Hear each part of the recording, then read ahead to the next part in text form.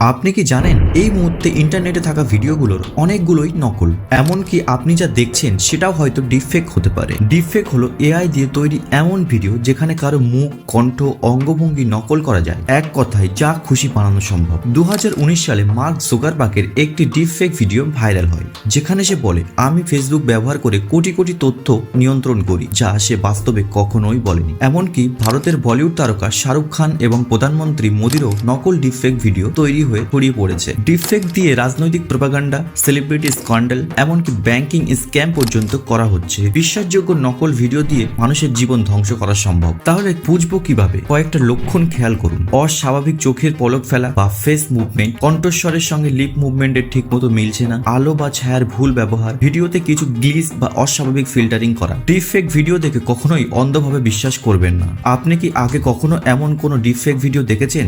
আরো সচেতনের জন্য আমাদের চ্যানেলটি সাবস্ক্রাইব করুন।